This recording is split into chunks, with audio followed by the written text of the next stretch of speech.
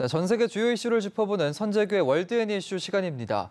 아베 신조 일본 총리가 올해 첫 시정연설에서 한국과의 관계에 대해 아무런 언급도 하지 않았습니다. 한일 관계가 악화된 가운데 의도적인 한국 백신 전략을 구사하고 있다는 분석이 나오고 있는데요. 자세한 소식을 선재규 연합인포맥스 선임 기자와 함께 나눠보겠습니다.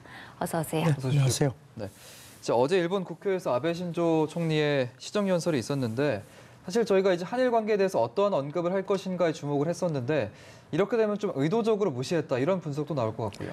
네, 그 북핵 문제로다가 한반도 위기가 심각했던 2016년하고 2017년 같은 경우는요, 그 한국이 그 전략적 이익을 공유하는 가장 중요한 이웃이다 이런 표현을 썼었습니다. 예. 그리고 작년만 해도 그 작년에는 아시다시피 군 위안부 문제가 상당히 불거졌었죠. 문 대통령하고 양국 간 국제 약속 신뢰 축적 위해서 미래지향적인 새로운 협력 관계를 심화하겠다 이런 표현을 썼는데요. 올해는 말씀하신 대로 아예 없습니다. 다만 이제 북일 관계 얘기하면서 한국, 미국 등과 긴밀하게 협조하겠다는 얘기를 했는데요. 아예 우리 그 한일 관계에 대한 이런 마찰이라든가 이런 거는 언급을 안 했습니다.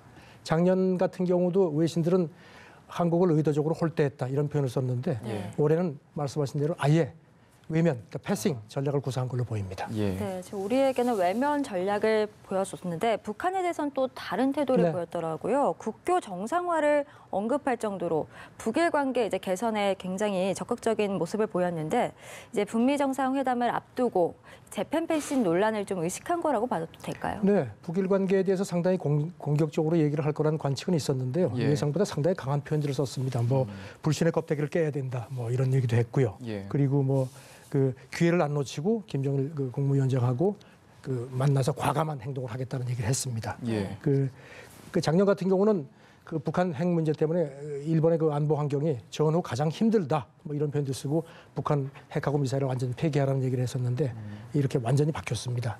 말씀하신 대로 지금 북미 2차 정상회담을 앞두고 그 문제에서 그 자기들이 패싱당하는 걸 피하려는 그런 공격적인 그 태도로 보입니다. 아베 총리의 이번 시정연설에서 또 하나 눈에 띄는 점이 그간에 계속 강조해왔던 이 개헌에 대해서 좀 간략하게만 언급을 해서 사실 이 부분이 이제 발언을 자제한 의도가 무엇인지 좀 분석을 해봐야 될 것 같습니다. 어느 정도 예상은 됐었습니다. 일본 내에서도 지금 뭐 야당도 그렇고 그 아베가 워낙 개헌을 지금 강하게 몰아쳐왔습니다. 그러니까 반발이 많습니다. 그래서 이 작년 같은 경우는 뭐 그 각 당이 개헌안을 가지고 와라 그런 얘기까지 했었는데 올해는 굉장히 좀 이렇게 추상적인 표현으로 좀 이렇게 톤 뒤로 빠졌습니다. 이를테면 헌법은 국민 이상을 담는 것으로 다음 시대의 길잡이다 이런 표현도 썼고요. 커다란 역사의 전환점이 있다. 그러니까 각 당이 논의를 심화해 주길 바란다. 상당히 뒤로 물러났죠. 이런 그 어떤 그 여론의 그 반발을 의식해서 조금 좀 신중한 제스처를 보이는 것 같습니다. 네, 이런 가운데 이제 아베 내각의 지지율이 최근에 큰 폭으로 올랐다는 보도가 나왔습니다. 뭐 한일 초계기 갈등이 결국 일본의 이런 여론몰이를 성공하게 한 그런 원인이 된 것 같아요. 어떻게 보세요? 가장 최근 조사를 했는데 그 아베 총리 그 아베 내각 지지율이 53%로 작년 12월 조사 때보다 6%포인트, 그러니까 50%를 다 넘었습니다. 그리고 자민당 지지율도 많이 올랐고요. 그리고 한국에 대해서 강하게 대응하라 하는 그 지지율도 62% 꽤 많이 나왔죠.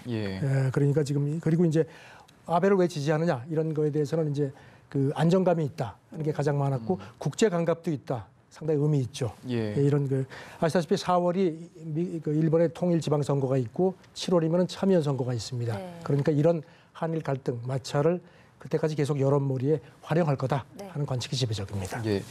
요즘 이렇게 초계기 갈등 비롯해서 한일 갈등에 있어서 미국의 입장이 굉장히 좀 침묵을 유지하는 입장을 보이고 있는데 이런 태도는 좀 어떻게 저희가 분석을 해봐야 될까요? 그렇죠. 미국이 조금 좀 엉거주춤하다는 얘기들을 많이 하죠. 근데 사실 여러분들이 잘 모르시는 부분이 있습니다. 1996년에 림팩 그 환태평양 그 이제 해군 훈련 그 합동 훈련이 있을 때 그때 일본 자위대 함정에서 기관포를 쏴가지고 미국 그 비행기가 격추됐습니다. 물론 그때 사람은 죽지 않았는데요. 그게 이제 그때 굉장한 사건이었죠. 일본 쪽에서는 이제 자기네 어떤 그 자동 발사 시스템에 문제가 있었다고 얘기를 했는데 조사해 보니까 그게 아니었습니다. 미국이 그때 뭐 상당히 아주 발끈했죠. 그러니까 자위대 말에 미국이 신뢰를 안 하는 겁니다. 이번에 지난주에도 그 워싱턴에서 그 미일 국방장관 모임도 있었고 또 어제 그 해리스 대사, 주한 대사가 이제 우리 국방장관하고 외교장관을 만났죠. 네. 아마 이런 문제도 분명히 얘기가 됐을 텐데 미국이 자기들을 좀 신뢰하지 않는 그런 것도 있고 조금 좀 엉거주춤한 그래서 뭐 동맹을 좀 관계를 소홀히 한다 이런 지적도 많습니다. 예. 네.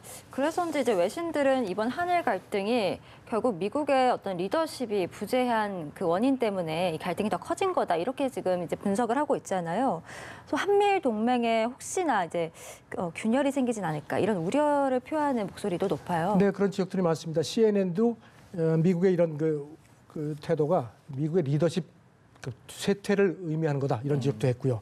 그다음에 또 이제 그 외신 보도를 보면은 그 아베 총리 안보 특보가 이런 얘기를 한 걸로 되어 있습니다. 예. 그 한국이 콜엑시트를 한다는 겁니다. 이게 이제 그 구체적인 설명은 없지만 이제 아시다시피 브렉시트가 이제 영국이 이탈하는 건데 네. 예. 그 콜엑시트라는 게 한미일 동맹에서 한국이 빠져나온다는 표현을 아마 그 사람이 그렇게 한 것 같습니다. 네. 아시다시피 지금 미국이 좀 주춤하고 동맹 관계가 조금 좀 이렇게 흔들리는 상황에서 작년까지만 해도 북한 그 견제라는 그런 목표로다가 이제 한일 간의 어떤 전략적인 협의의 그 연대 필요성을 아베가 아마 느꼈을 텐데 네. 이제는 북미 정상회담도 이제 2차 정상회담도 얼마 안 남아 있고 하는 상황이니까 이제 그런 필요성이 없으니까 자기가 좀 뭔가 새로운 타켓을 잡아야 되는데 그게 아마 그 문재인 정부를 겨냥한 거 아니냐 하는 그런 관측들이 조심스럽게 나옵니다. 예.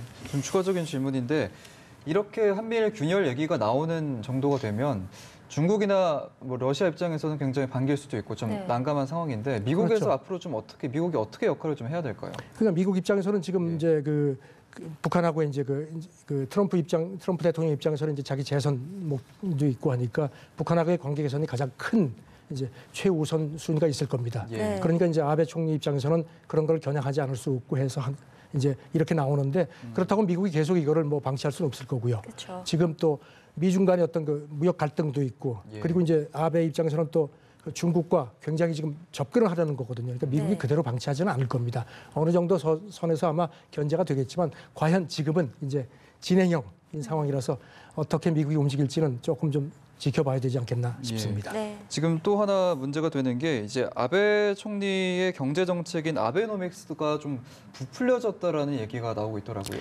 이게 사실 한일 갈등 그 해소에는 그렇게 좋은 요소는 아닌 것 같습니다. 네. 예. 일본 야당이 물고 늘어지는데 그 통계치를 조작을 해가지고 뭐 임금 인상률을 굉장히 높였다. 그리고 또 무슨 여러 가지 기간 통계 한 22개 정도가 틀렸다. 근데 문제는 일본 그 부처들도 이걸 인정을 했습니다. 예. 그러니까 이제 야당에서는 지금 이제 아까 말씀드린 4월 선거, 7월 선거가 있으니까 이걸 아베노믹스의 허구라고 그래서 계속 물고 늘어질 기색입니다. 네. 아베 입장에서는 이걸 피하려면 어떻게 하겠습니까? 아무래도 바깥에서 뭔가 타깃을 찾아야겠죠. 아하. 그러니까 한일 갈등이 쉽게 풀리기는 어렵지 않겠느냐. 그런 관측을 조심스럽게 해봅니다. 예, 네, 알겠습니다. 최근에 악화일로로 치닫고 있는 한일 관계와 관련된 이야기 선재규 연합인포맥스 선임 기자와 함께 나눠봤습니다. 오늘도 고맙습니다. 네, 고맙습니다. 감사합니다.